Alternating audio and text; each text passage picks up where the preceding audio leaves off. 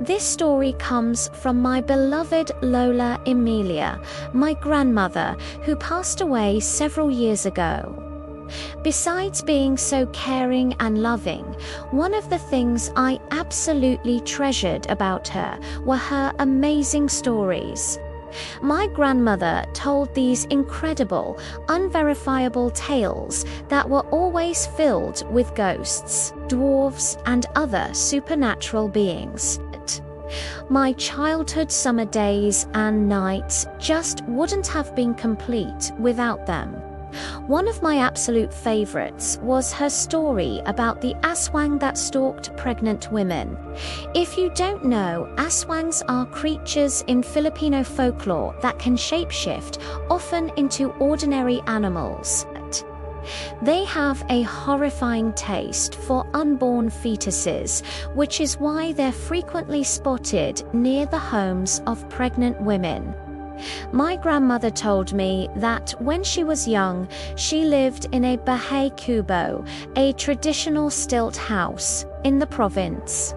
She lived there with her newlywed brother, my Lolo Yume, and his pregnant wife, Lola Patricia. My Lola Emilia would often keep Lola Patricia company, and the two of them usually stayed in the lower part of the house, called the splong.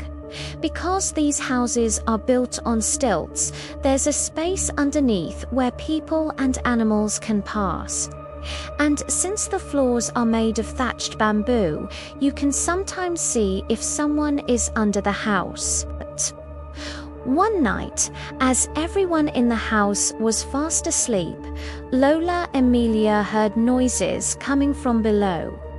It was a panting sound, like a dog. At first, she just dismissed it, thinking it was one of their pets, and she tried to go back to sleep. But a few minutes later, she was woken up by the same sound, only this time it was much louder, as if the animal was directly underneath her.